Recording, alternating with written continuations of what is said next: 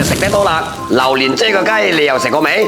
香得嚟又臭，臭得嚟又滑，呢種矛盾嘅味道，竟然提升咗美食嘅新境界啊！正所謂人生短短幾百年，唯有榴蓮姐雞不可辜負。跟住落嚟奶噶啦喎，首先榴蓮就一定要用新鮮嘅，如果用爛榴蓮嚟遮啊，隔離鄰舍以為你屋企爆坑渠添嘛。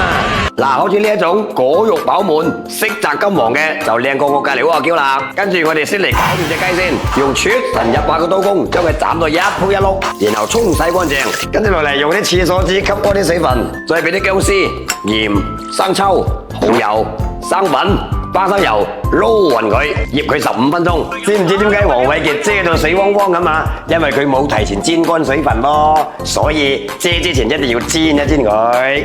嗱，起鑊燒油，將醃好個雞倒入去，用中細火煎到佢兩面金黃，然後淋翻2圈廣西鎮口嘅廣東米酒，大概煎到佢6成熟就可以裝出嚟備用啦。跟住落嚟用一隻太公傳落嚟嘅砂煲燒熱佢，將啲薑蒜紅葱頭爆出香味，然後將隻雞倒落去，喺面頭上邊就鋪上榴蓮，冚翻上蓋，再沿住鑊邊淋翻1圈白酒，快速提升煲內嘅溫度，靜雞雞咁遮佢5分鐘就得噶啦。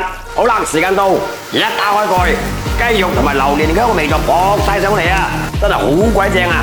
快啲閂埋道門，因為隔籬嗰阿嬌聞到香味就過嚟搶住食噶啦。